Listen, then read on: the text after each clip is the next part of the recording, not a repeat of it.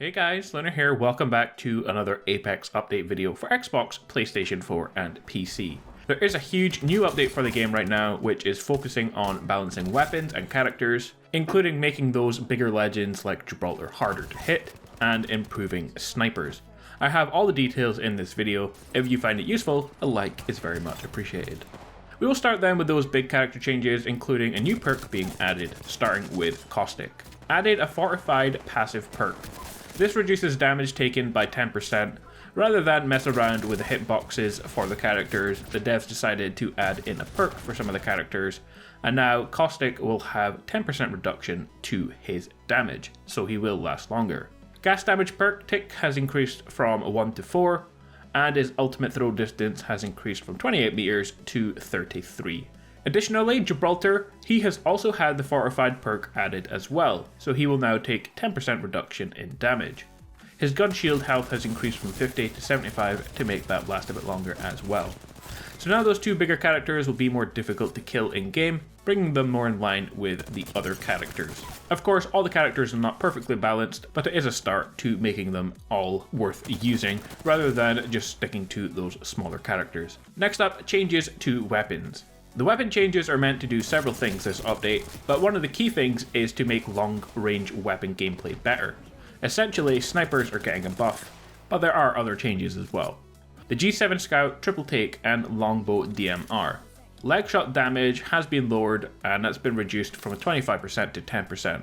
So while the changes I'm about to mention will help making sniping easier, it's only if you hit the chest or head. So if you hit arms and legs, then you're going to do a lot less damage. However, to go with this, they have reduced base weapon sway by 33% and base sway speed by 25%. So that is a huge decrease in sway for the snipers, and it should make sniping a bit easier now. To go with this though, the longbow has had some changes. Increased the fire rate from 1.2 to 1.6. However, it has increased the magazine size to compensate for that. The base mag increased from 5 to 6.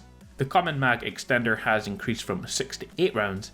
The rare mag extender 8 to 10 rounds, and the epic mag 10 to 12 rounds now.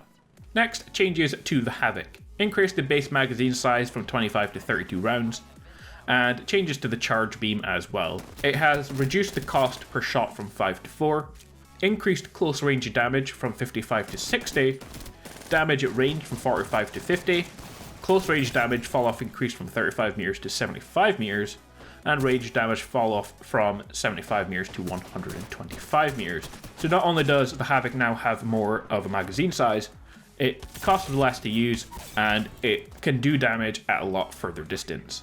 The Wingman has had a nerf to its magazine size. Base mag has reduced from 6 to 4, common mag from 8 to 6, the rare mag from 9 to 8, and the epic mag extender from 12 to 10 rounds now. So the Wingman will no longer be quite as good as it was before. The Spitfire reduced base damage from 20 to 18, the magazine extender attachments have reduced as well, the common mag from 45 to 40 rounds, the rare from 55 to 45 rounds, and the epic mag 60 to 55 rounds. So again, the Spitfire will no longer be as good as it once was.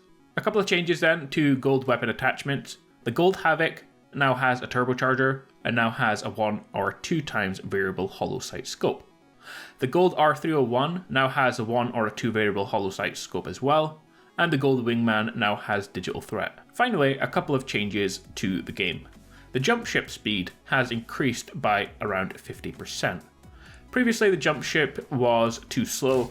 The ship was supposed to be difficult to land on, and it was supposed to be worth your time trying to get on it, and it wasn't supposed to be a free-for-all for everyone who was in proximity. So the speed has been increased so less people can land on there. Finally, there's been one bug fix. Fix the user interface bug where the wrong percentage would display for all boost badges.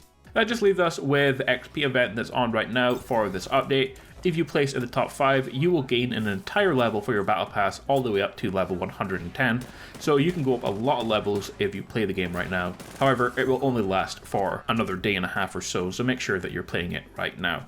Guys, a huge update that makes some significant changes to the current meta. Expect more people to play Gibraltar now, more people to be sniping, less people to be using the Spitfire and the Wingman. I can't decide if these are good or bad changes personally, but let me know what you think in the comments below. I'll be back soon with another update video. Until then guys, have an awesome day, and I will see you all in the next one. Peace out.